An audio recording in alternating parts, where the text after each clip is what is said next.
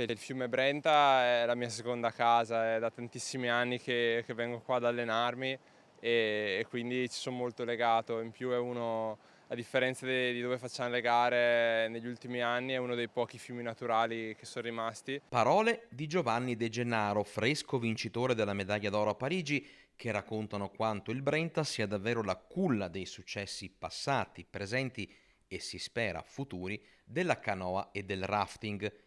Eppure sul tratto di fiume che attraversa la Val Brenta incombe l'ombra di un problema sempre più grande, ovvero la realizzazione di una nuova centrale idroelettrica che andrebbe a creare non pochi problemi per chi fa sport, ma anche per tutta l'economia locale. A Valbrenta ci sono centri federali di allenamento che rischierebbero, così come l'attività per i turisti, di subire un forte ridimensionamento a causa proprio della nuova centrale. Le 3 medaglie olimpiche della nazionale sono praticamente cresciute qui in queste acque, che sono le acque che ci servono per poi affrontare i canali olimpici, che in Italia purtroppo manca.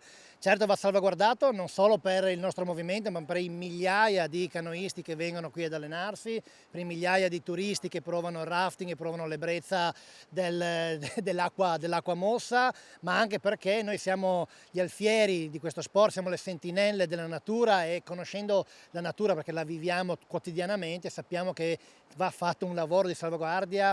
Come ha detto Molmenti, non ci sono campi artificiali in Italia, però abbiamo 24.000 campi di calcio e questo è un campo naturale che dobbiamo tutelare in tutti i modi.